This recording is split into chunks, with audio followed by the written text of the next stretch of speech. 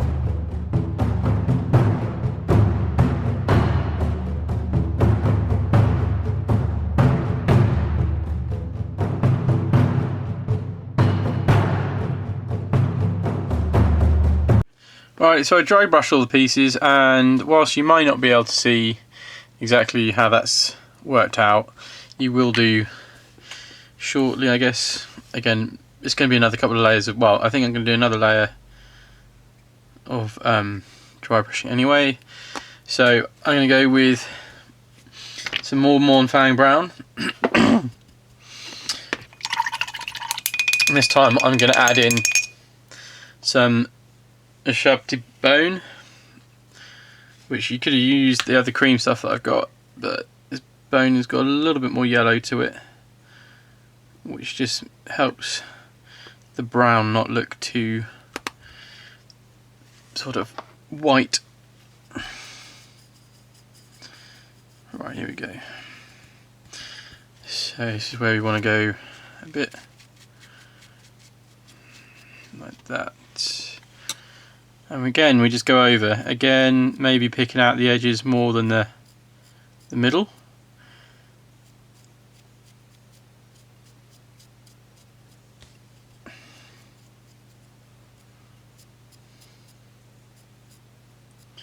Leaving the middle a bit darker.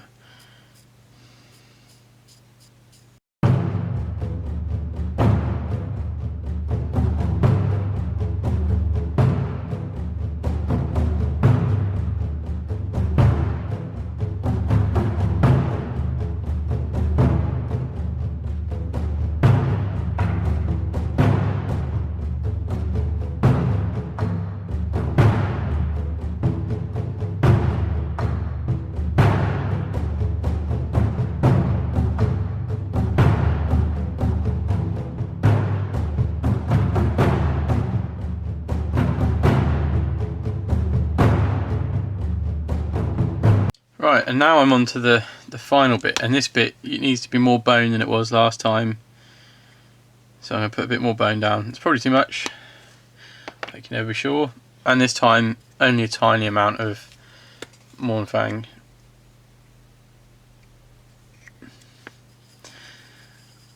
Well, less Mcfonz, should I say. So this is probably about as light as you want to go.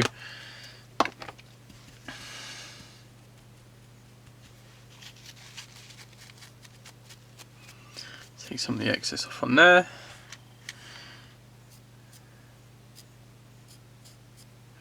And there we have it, go right along those edges.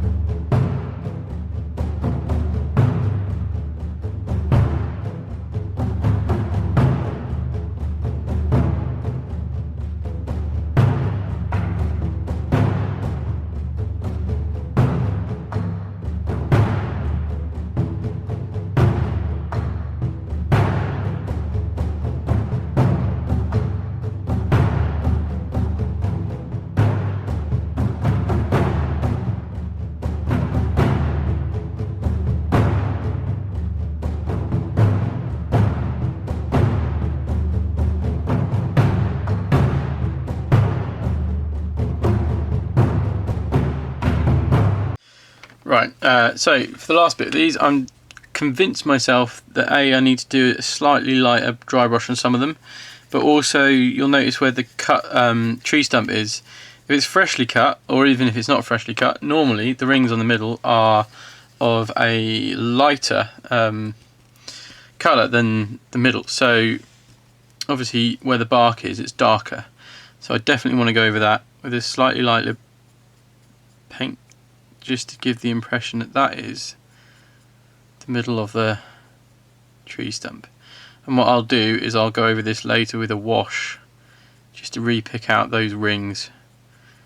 Right, so then simply the other bits, it's just a case of dusting the top where the light is.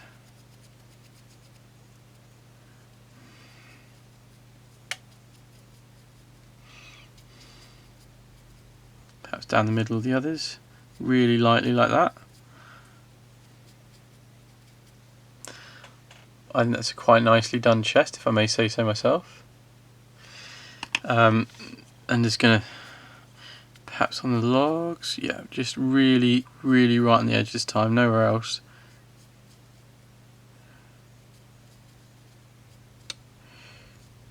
That should do us.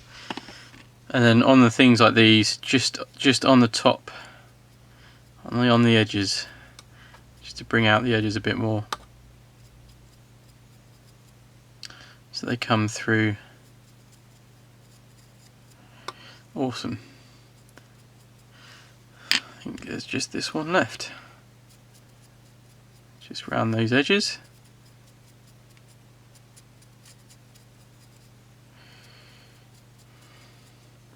That's the main colours blocked in.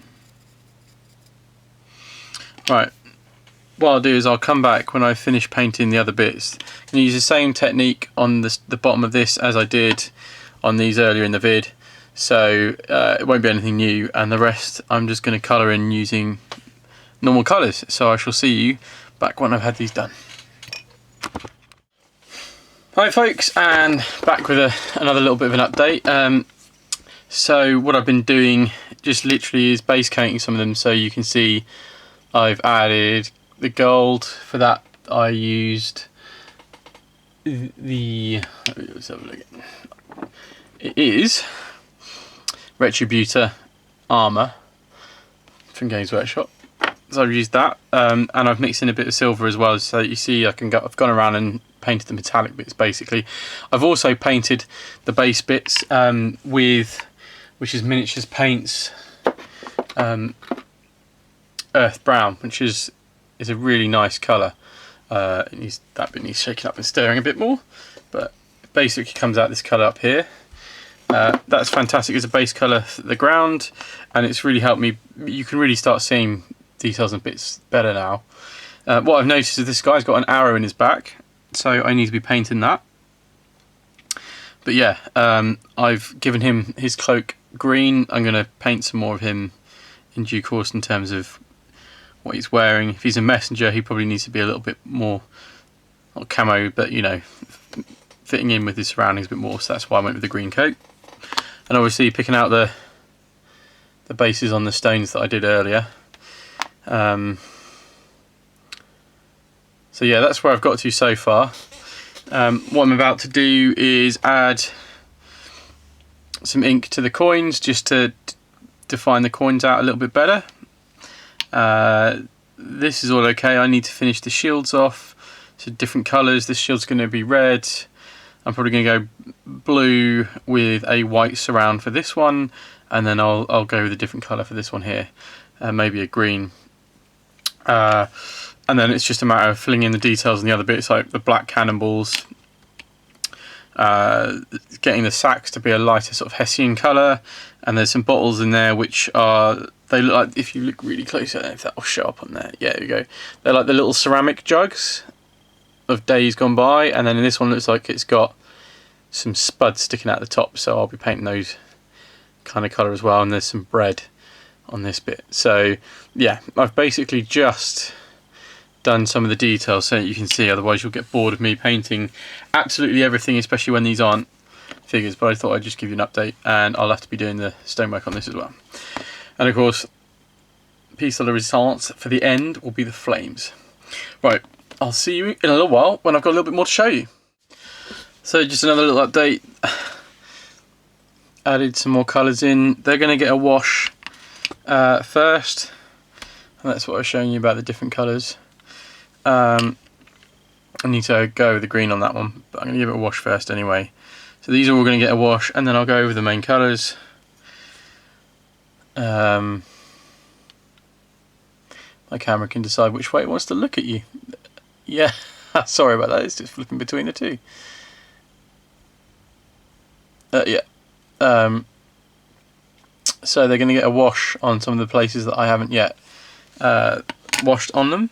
It should just leave me the damsel and the egg and the flames really to finish once I've got these out of the way. So I'll catch you again in a minute. Bye bye now. So I've got everything that I was going to go over with a wash, and you can see it's taken it down a tone or two. It's also helped pick out some of the detail, if you can see on this guy. I just need to do his hair, although I might leave it grey to be fair. You can see the fingers and stuff better. It's taken it down a tone. So then I'll go back over with the original colour, and just to pick out the details and highlight really. The only ones I won't be changing are the coins, because they're not so bright. They're a little bit less bright, if that makes sense. A little more tarnished in there. Oh, come on. There you go. But they're still shiny, which is exactly how I want them. Not too shiny, like they're brand new, but like they've been sitting in a treasure chest for quite a long time. Cool, right, so on to the next stuff. I'm going to be doing a darker shade on some of the items, not the money, but some of the other bits and bobs, and then I will be going over it with highlights and stuff. Catch you in a bit. Hi guys, I'm back, and I'm just now working on the last few details of the guy on the horse. Or the guy that was on the horse before it was shot from underneath him with an arrow in his back.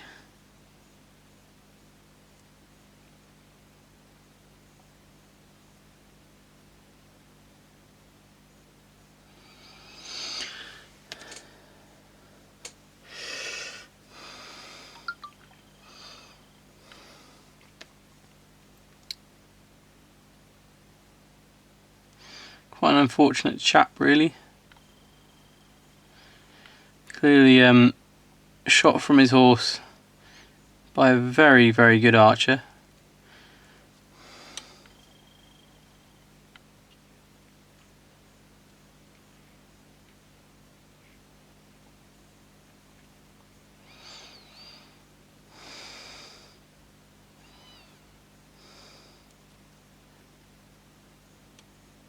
Which is rather good, because it means it can't be my Night Stalkers. Very misunderstood creatures, Night Stalkers. Everyone seems to think they're some sort of demonic bad guys, but I think they're just sadly things that other people have dreamt up and become manifested, and yet they just clearly just want to make friends.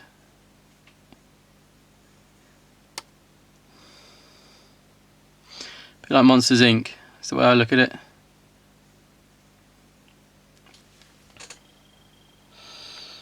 But that'll be one of my that'll That'll be in another video up soon. Just obviously I'm reviewing and then building and then painting all of the minis for this.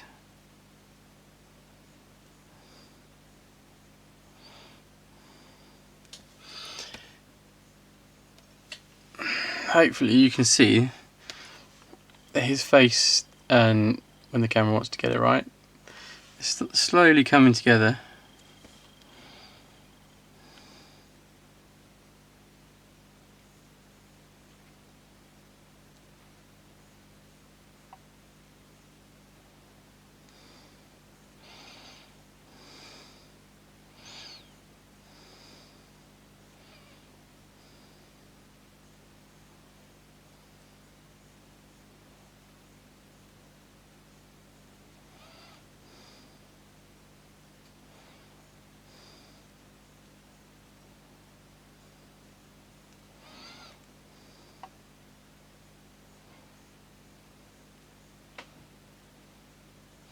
Very gallant of him though, he's still gripping hold of the reins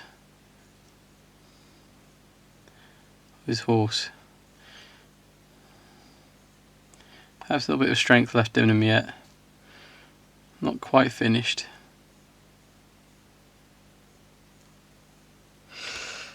So, with him, with that bit of flesh done, I just need to go over the sandy coloured tunic that he's wearing, and obviously then paint the arrow, and then he'll be done. And literally, I'll just update you on what else I've done. That's one of the reasons why I videoed this little bit. So the other things that are kind of ready and done now. So I've done the base of the pyre. That's done. Obviously the standing stones, you know, are already done. Bar the little gem on this one. I've also done a bit of dry brushing on the egg, so the egg is up to scratch.